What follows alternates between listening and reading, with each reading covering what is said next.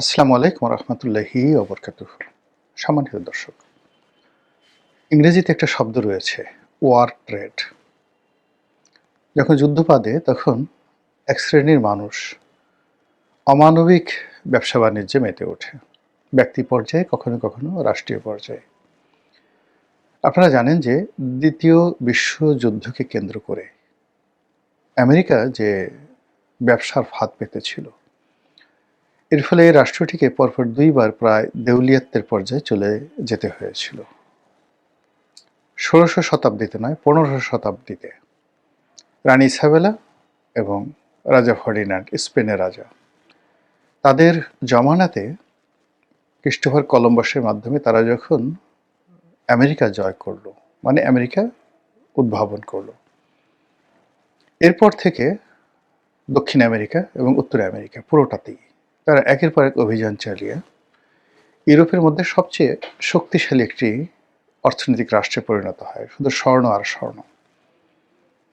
এবং এটি স্পেনের পুরো অর্থব্যবস্থাকে, শিল্প কলকারখানাকে এমনভাবে ধ্বংস করে দেয় যে পরবর্তী ১০০ বছরের মধ্যে এই রাষ্ট্রটিকে মোট ৯ বার ইন্টারন্যাশনালি, আন্তর্জাতিকভাবে দেউলিয়া ঘোষণা করতে হয়েছিল।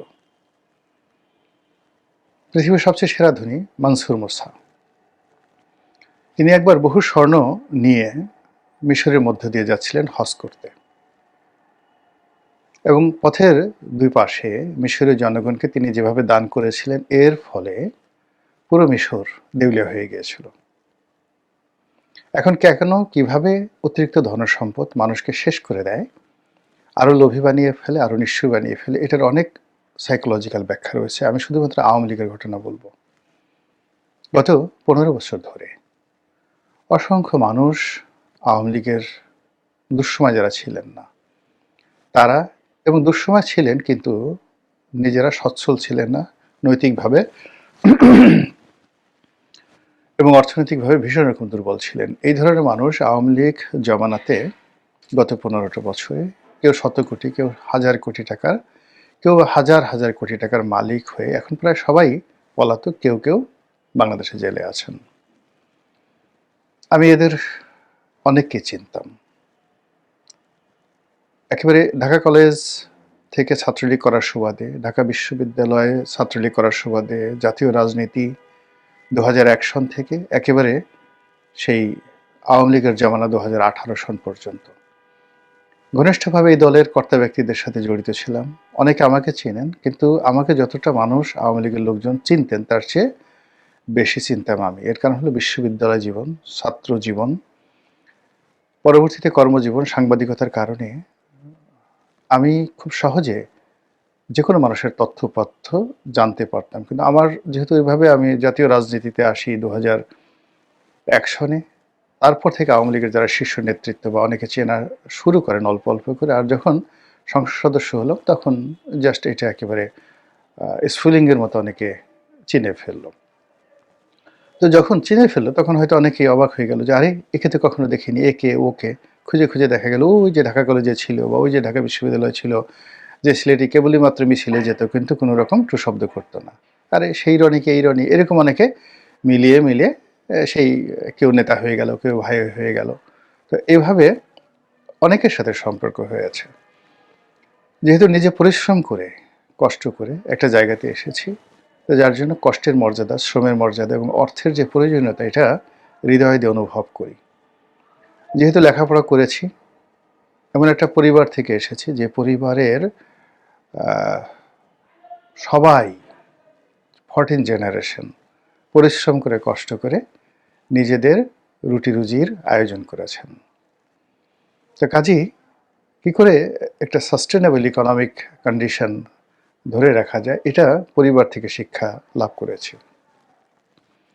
ফলে কর্মজীবন শুরু করার পর থেকে আজ অবধি, সেই 1986 থেকে আজকের দিন পর্যন্ত কখনো টাকার জন্য, অর্থের জন্য কারো কাছে হাত পাততে হয়নি।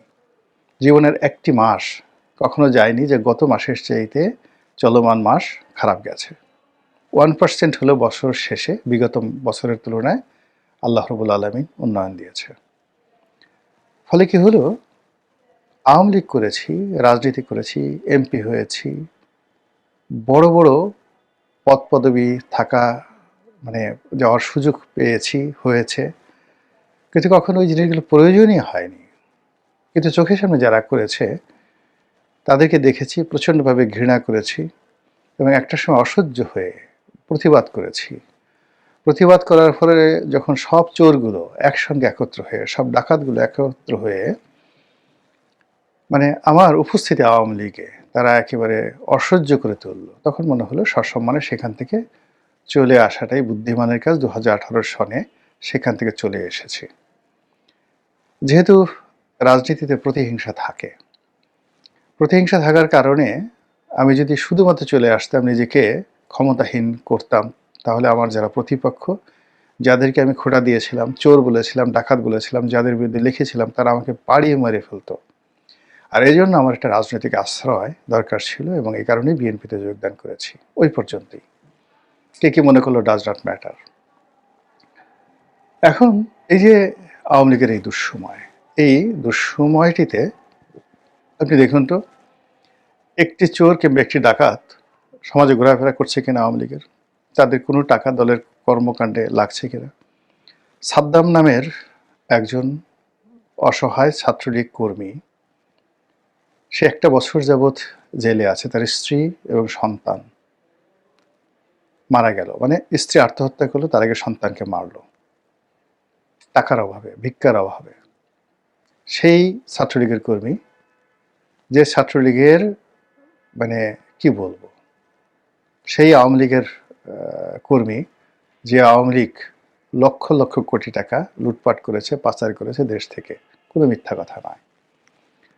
এই জিনিসগুলো নিয়ে অনেক সময় মেজাজ হারিয়ে ফেলেছে। আপনারা অনেকেই হয়তো জানেন, আওয়ামী লীগের একজন নেতা ছিল আহমদ হোসেন।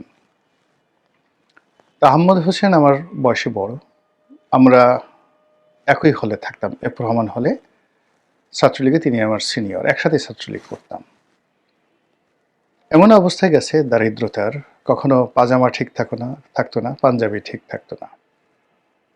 তো সেই আহমদ হোসেনকে শেখ হাসিনা প্রথমে চট্টগ্রাম বিভাগের দায়িত্বে দিলেন, সাংগঠনিক সম্পাদক। তারপর ঢাকা বিভাগের দায়িত্ব দিলেন। এই কমিটি বিক্রি করে শত শত কোটি টাকার মালিক হয়ে গেল। পরে নেত্রকোনার একটি আসন থেকে এমপি হয়েছিল। তো এমপি হওয়ার আগে সে ভীষণ রকম অহংকারী হয়ে পড়েছিল। একটি বিভিন্ন টকশোতে তিনি যেতেন এবং প্রতিপক্ষ লোকদেরকে যাচ্ছে তাই ভাষায় গালাগাল করতেন। এরকম একটা ব্যাপার, আঙ্গুল উঁচিয়ে উঁচিয়ে সেই রেজা কিবরিয়া থেকে শুরু করে এমন কোনো মানুষ নেই, সবাইকে অপমান করতেন। তা আমি যেহেতু অনেক আগেই ব্যবসা বাণিজ্য শুরু করেছি, 1991 সনে, আর 2001 সনে 10 বছর পরে ইলেকশন করার জন্য আমি রাজপথে নেমেছিলাম। এই জন্য আওয়ামী লীগের অনেক নেতা, আহমেদ হোসেনের মতো অনেক নেতা আমার অফিসে আসতেন, বিভিন্ন সময় আসতেন। আমার সাধ্যমতো আমি তাদেরকে সাহায্য করতাম, সহযোগিতা করতাম। তো সেই অর্থে এটিএন নিউজের একটি টক শোতে আহমদ হোসেন হঠাৎ করে এমন একটা কথা বলল, যেটা আমার মেনে নেওয়াটাই অসম্ভব ছিল। কারণ তিনি আমাকে চিনতেন, আমার অফিসে আসতেন, আমরা একসঙ্গে ছাত্রলীগ করেছি, খুবই ভালো একটা সম্পর্ক, ছোট ভাই বড় ভাইয়ের সম্পর্ক। তো তার সেই বক্তব্য কোনো অবস্থায় নিতে পারিনি। তখন আমি তাকে বললাম যে এই ধরনের লোকজন ক লিখতে কলম ভাঙ্গে 10টা, তারা হয়ে গেছে আওয়ামী লীগের নেতা। 2 দিন আগে রাস্তায় ভিক্ষুকের মতো ঘুরে বেড়াতো, এখন ঢাকা শহরে শত শত কোটি টাকার বাড়ি গাড়ি সবকিছু। কথায় কথায় শেখ হাসিনাকে বিক্রি করা, তারপর এই যে কমিটি বিক্রি করা, অপকর্ম করা, এই কাজগুলো করে এরা নিজেদের আখের গুছিয়ে সব জায়গাতে শেখ হাসিনাকে সামনে তুলে ধরে। তো এইরকম একটা জাতীয় টেলিভিশনে সিটিং একজন আওয়ামী লীগের সাংগঠনিক সম্পাদক, তাও আবার ঢাকা বিভাগের, তাকে এইভাবে চ্যালেঞ্জে জানানো, এটা চারটিখানি বিষয় ছিল না আওয়ামী লীগ জামানাতে। সেই কাজগুলো তো করেছি, শুধু একটা না। আমি যখন এমপি ছিলাম বা এমপি যখন ছিলাম না 2014 থেকে 18, আওয়ামী লীগের কোনো প্রভাবশালী লোকজন যারা ক্ষমতাধর ছিল, সামনাসামনি মুখোমুখি টেলিভিশনে লেখালেখিতে কাউকে কখনো ছাড় দেয়নি। আল্লাহর মেহেরবানিতে। এখন এই যে আওয়ামী লীগের দুঃসময়, চরম দুঃসময়, সেই দুঃসময় সেই বসন্তের কোকিলদেরকে দেখা যাচ্ছে না। অধিকন্তু এই দুঃসময়টাতে ওই যে যারা চুরিচামারি করেছিল তারা তো এখন বিপদে আছে, টাকা নিয়ে বিপদে আছে, অর্থ নিয়ে বিপদে আছে। এদেরকে নিয়ে আবার নতুন একটা war trade group, war trader বলা হয়, তারা বের হয়ে গেছে। তো এরা হঠাৎ করে রাতারাতি আওয়ামী লীগের পক্ষে কথাবার্তা বলছে। এদের একটা বিরাট অংশ গুপ্ত সংগঠনের সাথে জড়িত, গুপ্তচর হিসেবে আওয়ামী লীগের মধ্যে আছে। এরা কেউ শেখ হাসিনাকে বিক্রি করছে, শেখ রেহানাকে বিক্রি করছে, কেউ হয়তো জয়কে বিক্রি করছে, বলার চেষ্টা করছে। তাদের সাথে আমাদের অনেক অনেক খাতির। তারা কখনো দিল্লিতে আসছে, কখনো ব্রাসেলসে যাচ্ছে, কখনো প্যারিসে যাচ্ছে। মূলত এই সমস্ত অপকর্মের যে হোতা, যারা আওয়ামী লীগ জমানাতে হাজার হাজার কোটি টাকা রোজগার করেছে, তাদের এই বিপদের সময় তাদের টাকা পয়সা হরণ করার জন্য এই যে ওয়ার ট্রেড গ্রুপটি এরা ফাঁদ পেতেছে। আর এই ফাঁদ পাতার পেছনে তারা যে কৌশলটি অবলম্বন করছে সেটা হলো শেখ হাসিনার সঙ্গে তাদের খুব ভালো সম্পর্ক, খুব ভালো সম্পর্ক। জাস্ট একটা উদাহরণ দেই, তাহলে বুঝতে পারবেন যে এটা। এই সালমান এফ রহমান সাহেব এখন জেলখানাতে আছে, আর সাইফুজ্জামান শেখর তখন প্রধানমন্ত্রী শেখ হাসিনার এপিএস। এখন আমরা একদিন প্রধানমন্ত্রী শেখ হাসিনার সঙ্গে প্রায় 3 ঘন্টার একটা রুদ্ধদ্বার বৈঠকে ছিলাম এবং ওই দিনই আমি সালমান এফ রহমান সাহেবের বিরুদ্ধে একটা লেখা লিখেছিলাম, হে শ্বেত শুভ্র বেশধারী, দাড়ি মোছার কেশধারী, এখন তোমার কি হবে। তো তিনি আমার বিরুদ্ধে অভিযোগ দেওয়ার জন্য শেখ হাসিনার ওখানে গেছেন, কয়েকবার স্লিপ পাঠিয়েছেন, শেখর নিজে নিয়ে গেছেন সেটা, কিন্তু শেখ হাসিনা দেখা করেননি। তো বৈঠক শেষে আমি যখন বের হলাম, আমি তারপরে ওয়াদুল কাদের সাহেব, জাহাঙ্গীর কবির নানক সাহেব, আরও অনেকে, আলাউদ্দিন আসিম সাহেব, সবাই ওখানে দাঁড়ানো ছিল। তো ওখন আমি শেখরকে ডাকলাম, এই শেখর এদিকে আসেন। আমি ওকে মানে আমার বয়সে ছোট, তারপর আপনি আপনি করে বলতাম, এদিকে আসেন। তো সালমান সাহেবকে শুনে আমি বললাম যে আপনি ওনাকে বলিনি, আমি বললাম যে ওকে ওখানে বসিয়ে রাখছেন কেন? ও তো ওখানে বসে বসে সারা বাংলাদেশ বিক্রি করে দিচ্ছে সালমান সাহেবের সামনে। তো শেখর আমার হাত ধরে বলল, রনি ভাই আসলে বেহায়া মানে যেতে চায় না। আমি বললাম যে আপনি বলছেন বেহায়া ইটস ওকে, কিন্তু আপনি কয়েকবার ওকে ঢুকানোর জন্য প্রধানমন্ত্রীর রুমে গেলেন, তিনি তো দেখা করলেন না, কিন্তু এইখানে বসে সে তো সারা বাংলাদেশকে বলে বেড়াচ্ছে যে প্রধানমন্ত্রীর সঙ্গে জরুরি বৈঠকে সে আছে। এটা 2012 সনের ঘটনা।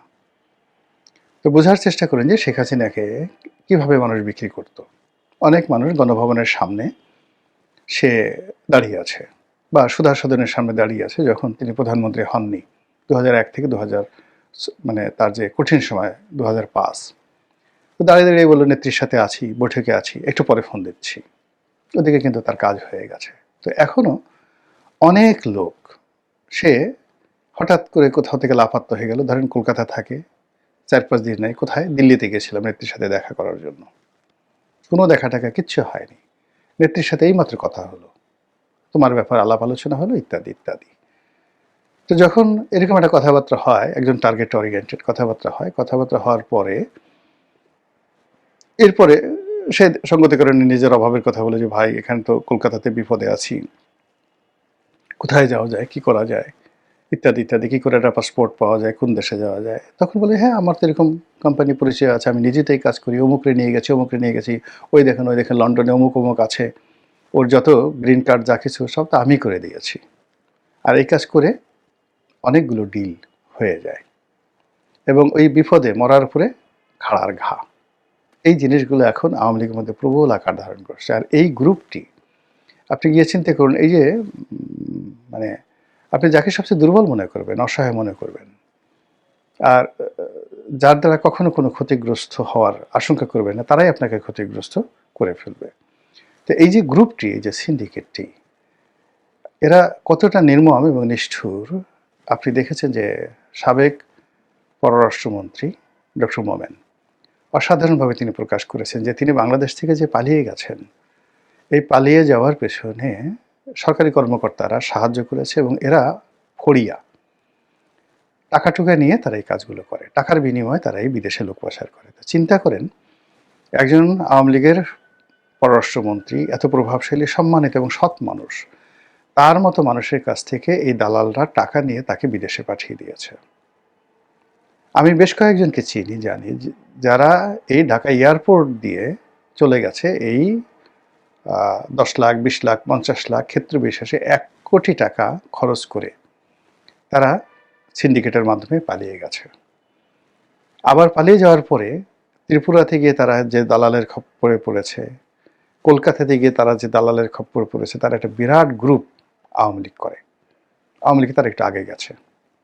একই অবস্থা লন্ডনে, একই অবস্থা নিউ ইয়র্কে। এবং তারা সবাই মিলে নেত্রীর সঙ্গে, অর্থাৎ শেখ হাসিনার সঙ্গে, তাদের নেত্রীর সঙ্গে সজীবজের জয়ের দূরত্ব তৈরি করার চেষ্টা করছে, ওয়াল তৈরি করার চেষ্টা করছে, নিজের মধ্যে একটা সুপার গ্রুপ তৈরি করার চেষ্টা করছে। এবং এই গ্রুপগুলোর কবল থেকে যদি প্রবাসের নেতা যারা আছেন তারা বাঁচতে না পারেন, তারা তাদের নেত্রীকে রক্ষা করতে না পারেন, এবং এই সমস্ত টাউট বাটপারদেরকে যদি দমন করতে না পারেন, আওয়ামী লীগ 100 বছরও রিভাইভ করবে না, মুসলিম লীগের মতো হবে। এটি নিয়ে আর একটা ভিডিও করব। আল্লাহ আমাদের সবাইকে হেদায়েত দান করুন এবং হেফাজত করুন। আসসালামু আলাইকুম ওয়া রাহমাতুল্লাহি ওয়া বারাকাতুহু।